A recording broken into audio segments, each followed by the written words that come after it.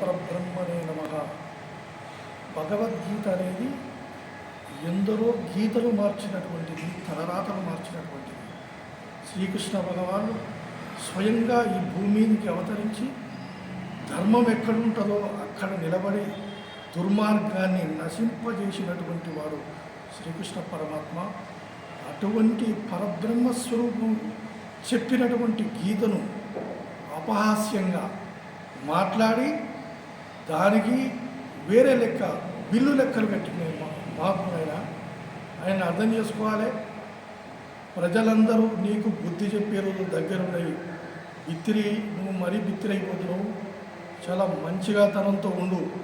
ఎందుకంటే భగవద్గీత, రామాయణం ఈ సనాతన ధర్మంలో ముఖ్యమైనటువంటివి. రెండు కళ్ళ లాంటివి. గుర్తుపెట్టుకో బిత్తిరి, నువ్వు ఎట్లా మాట్లాడాలో సనాతన ధర్మం వైపు కన్ను వెత్తి చూసినా కూడా నీకు రేపు రాబోయే రోజులు భయంకరంగా ఉండబోతున్నాయి. ఎప్పుడైనా సనాతన ధర్మాన్ని గౌరవించు. ఈ మట్టిలో సనాతన ధర్మం ఉన్నది. మట్టిని ఎక్కడిచ్చినటువంటి ధర్మాలను కనీసం నువ్వు చూడలేవు.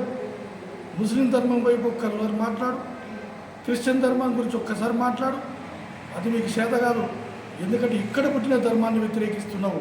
కానీ మేము మోడీ గారికి విన్నవిస్తున్నాం, ఎవరైతే సనాతన ధర్మాన్ని వ్యతిరేకించే వాళ్ళని ఇమ్మీడియట్గా చట్టపరమైనటువంటి చర్యలు తీసుకోవాలి. లేకపోతే రేపు రాబోయే పరిస్థితులు చాలా హిందువుల మనోభావాలను దెబ్బతీసే పరిస్థితులు ఉన్నాయి. ఒకటి ముస్లింలు కూడా ఇలాగే మాట్లాడుతున్నారు, క్రైస్తవులు కూడా ఇలాగే మాట్లాడుతున్నారు. మేము ఏ మతం గురించి కూడా తప్పుగా మాట్లాడడం లేదు. మేమందరం మా పిల్లలుగానే భావిస్తున్నాం. కానీ హిందూ సహనాన్ని మాత్రం భరింపే విధంగా ఉండొద్దని మనవి చేస్తూ హిందువులందరికీ ఇటువంటివి చూసైనా మీరు జ్ఞానోదయం కలగాలని మనవి చేస్తున్నాం. నమస్తే.